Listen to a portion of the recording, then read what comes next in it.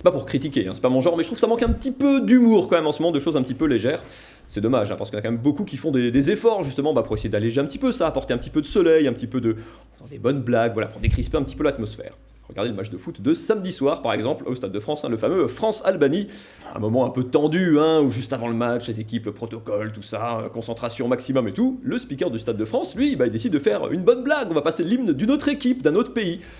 Non, alors ça a fait un flop, hein, ça n'a pas du tout marché, les Albanais ça les a pas fait rire du tout, mais pas du tout, hein. Bon, après voilà, hein, c'était pas le moment, aucun humour. On a frôlé l'incident diplomatique, le président de la République a dû présenter des excuses officielles, le bide, il y a des vannes qui tombent à plat parfois. On se dit que c'est peut-être une question de contexte.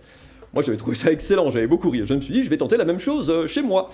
Lors d'un moment un petit peu intime avec ma femme, hein, voilà, dans le feu de l'action, enfin le feu de l'action de quand on a plus de 40 ans, hein, dans l'action tout court quoi. Je me dis je vais l'appeler par un autre prénom pour, voilà, comme ça, pour déconner.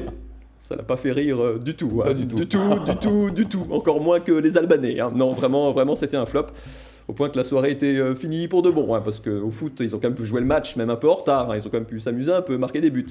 Moi, que dalle, hein, j'ai pas marqué de but du tout, retour au vestiaire direct, et puis c'était terminé, ma femme a des origines albanaises, hein, je pense, mais elle me l'avait pas dit, mais c'est pas grave. Faut se détendre un peu, quoi, faut rigoler, c'est important rire, hein. Les médecins, les docteurs vous disent, il y a des études très sérieuses qui vous disent qu'il faut rire, le rire c'est très bon. Il paraît que, il y a des études là-dessus, ça réduit la tension artérielle, si, ça renforce vos défenses immunitaires, absolument, ça fait briller vos cheveux aussi, ça termine vos grilles de sudoku et ça résout le conflit israélo-palestinien. Enfin bon, peut-être pas jusqu'au bout, mais le début est vrai. Mais c'est vrai que c'est parfois justement difficile de faire le tri, hein, entre ce qui est juste une blague et puis les vraies infos que vous entendez. C'est un vrai problème d'ailleurs, hein. Il faut un petit peu faire le tri. Je vous propose justement ensemble avec 3 petits exercices très simples, très rapides. On prend 3 cas d'actualité récente et vous allez me dire si c'est juste une blague ou si c'est une vraie info.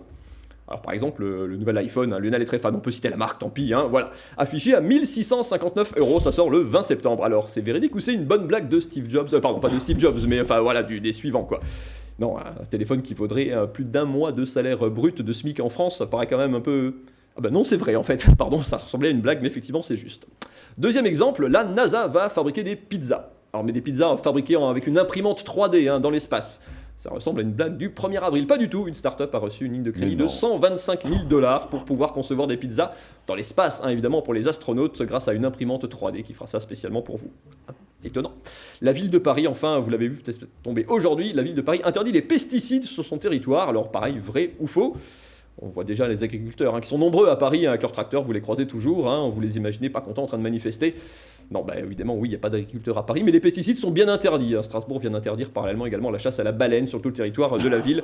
Vous le voyez, pas simple de faire le tri entre les vraies blagues et les informations authentiques. Le plus inquiétant, c'est plutôt juste que l'actualité devient de plus en plus une vaste blague. Merci beaucoup Mathieu pour les humeurs du jeudi.